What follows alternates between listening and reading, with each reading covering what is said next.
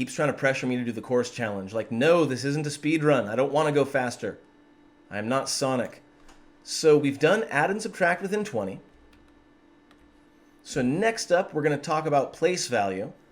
And 1,600 mastery points are available here, although once again, we've already gotten a few because part of this is going to be a review from first grade. In fact, if you'll notice, almost, except for these here about measurement and money and time, all the ones about adding and subtracting start with stuff that we've already done in previous classes. Every single one of these units starts with a review, and I am here for it. I love it. All right. Add within 100 using place value blocks.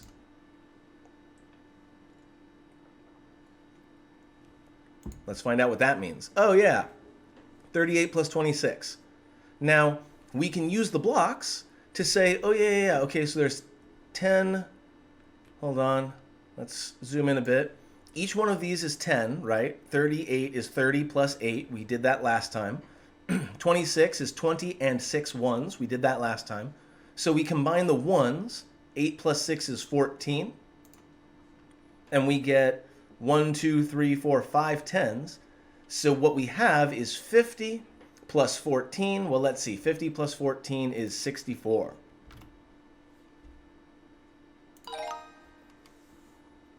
I hope that made sense. I'm gonna actually do my job and write it out. So 38 is 30 plus 8. 26 is 20 plus 6.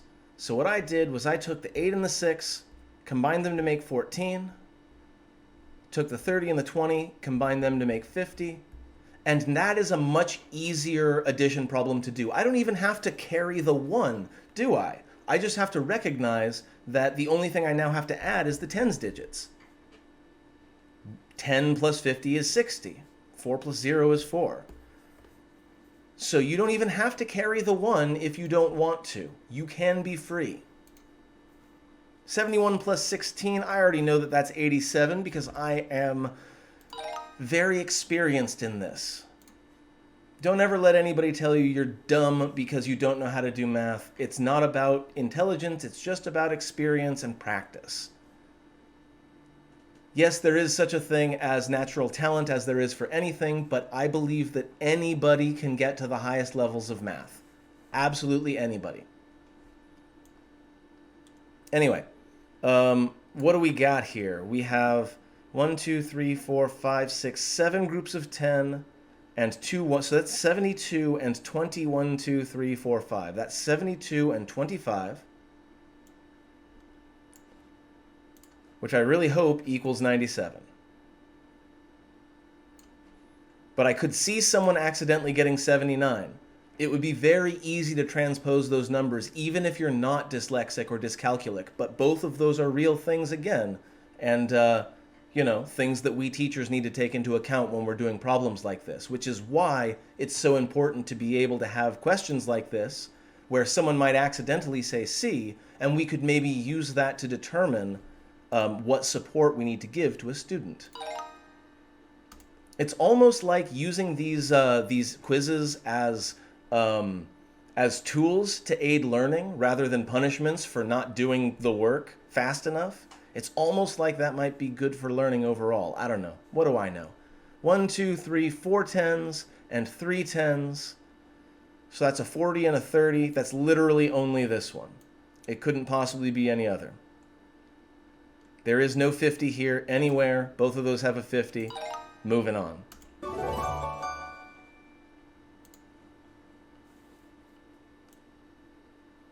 Up next, add within 100 using a number line. Okay, so now we're really going to look at this number line method of visualizing addition and subtraction. And this is my favorite, so I really hope you pay attention, and I am going to belabor the point a little bit.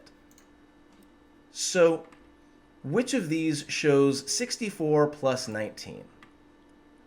Well, to get from 64 to 19, the first thing I need to do when I'm visualizing this is figure out where am I starting, okay? What is A telling me? Well, what it's saying is that we're starting at 19, right? You can see that there's an arrow on the other side. We're starting at 19, we're adding 10, which gets us to 29, and then we're adding another 9, which gets us to whatever the answer is, 38, I think it is. But again, the answer is beside the point. This is incorrect, but only sort of incorrect. The only place that they went wrong is that they should have started at 64 instead of at 19. If we're going to take 64 plus 19, I could go 64 plus 10 is 74, plus 9 is, again, 83. I hope this makes sense because I will be utilizing this method of visualizing addition and subtraction a lot. So when I say 64 plus 19, I could just say 64 and then draw one big long arrow all the way to here if I happen to know what that is off the top of my head. Or I can break it up into smaller hops, a plus 10 to get to 74 and a plus 9 to get to 83. Both of those are valid. 45 plus 39, so I would start at 45. Plus 30 is 75. Plus 9, well, let's use my normal method. Plus 10 is 85, minus 1 is 84.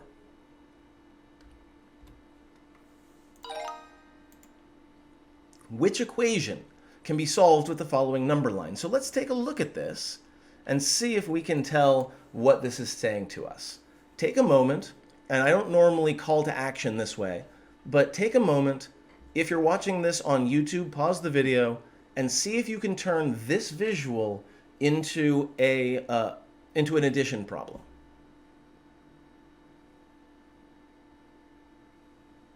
Okay, so what we're doing here is we're starting at 21, we're adding 70 to get to 91, and then we're adding another 5. So we're adding a total of 75 to our starting point of 21. The answer is 21 plus 75 equals 96.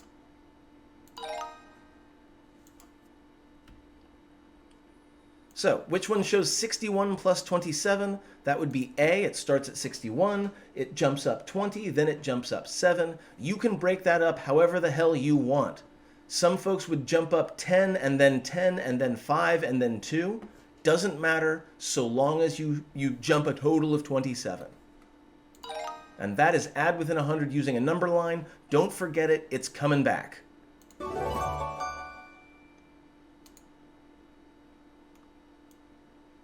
All right, strategies for adding within 100. So we start with break apart two-digit addition problems, which we've already done, right? We already did the breaking out the tens. And again, I cannot say that word digit. There we go. Break apart two-digit addition problems. Jesus Christ. The one word I always stumble over. We already broke those apart into tens and ones, combined up the ones, combined up the tens. It was fine. We're going to add two-digit numbers by making tens.